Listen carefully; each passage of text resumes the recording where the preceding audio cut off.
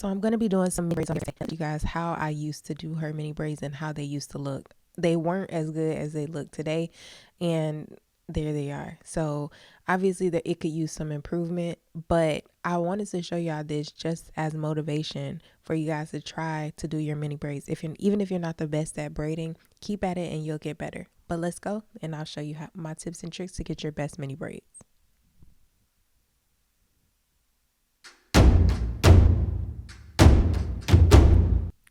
So we're starting on washed, conditioned, and blow dry hair. And I just put a little bit of grease on her hair. My first tip is always use braid and lock gel on your roots to keep your roots nice and flat and to extend the lifetime of the hairstyle. So here I'm just putting the braid and lock gel on her roots.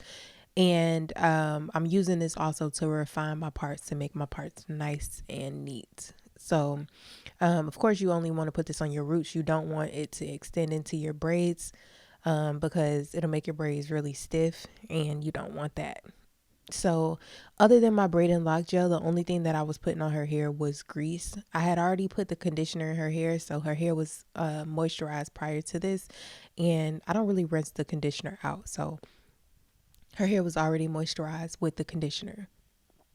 So on this first row, you're really setting the tone for how your parts are gonna look for your whole head. So even if you don't feel like it, just pay attention to your parting for this because you're gonna use that brick method of parting, which is gonna make your hair give your hair less of that scalpy look. Another tip, what you see me doing right here, I'm parting from the top of her ear to the top of her other ear, and this is gonna help you to avoid it's kind of hard to describe, but when you want it to go from the top of one ear to the top of the other, because when you get to those braids that are closer to her hairline, to the hairline, you don't want some of that part to be going to where the back of your where the back of your hair is really narrow. You want it to line up with your ear otherwise, because obviously that section is a lot wider. It'll make sense once I show you. It's really hard to describe though.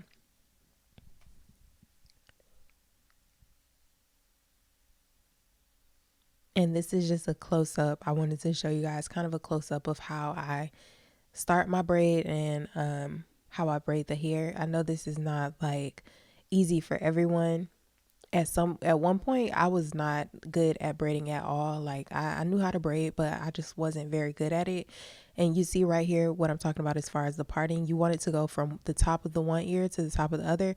Otherwise, that next section that I do, that's gonna come all the way around from the her from the perimeter of her hair, her hairline, and it's gonna extend all the way around her head. So you want it to line up. You want it to line up from the because obviously that part on below your ear is a lot more narrow than the part that's above your ear. I think that's the best way to describe it. So another tip, guys, when you do this part, right, when you do your parts, start with that middle braid. That way it can kind of anchor and be a guide for the rest of the braids.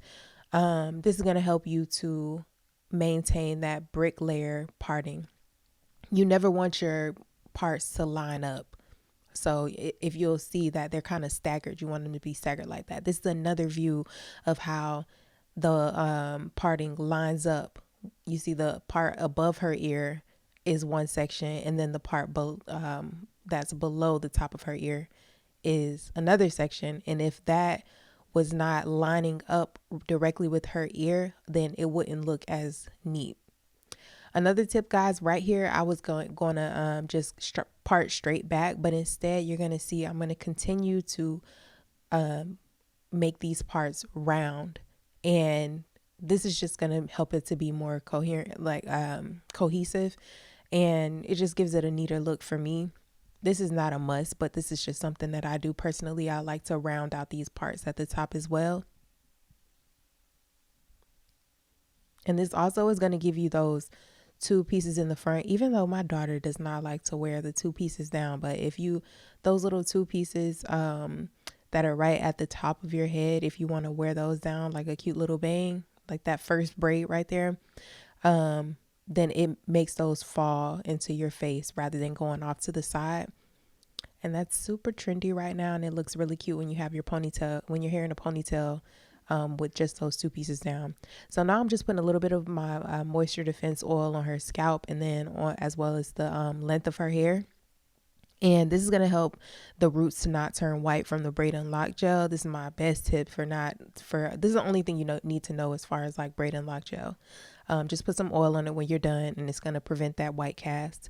And here I was just putting some gel on her ends. And guys, when you're leaving those ends out, don't leave a ton of the end out, because it accumulates as you do the braids. Like it, I only left a very small amount, maybe a quarter of an inch or a half of an inch out.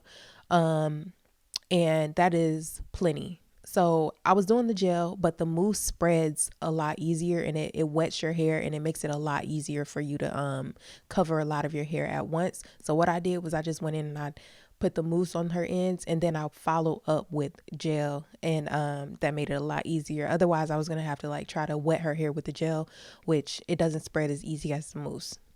But yeah, you guys don't leave out too much of your ends, because it does accumulate as you go, and it is more than it'll be more than you think it's gonna be. So don't leave out too much.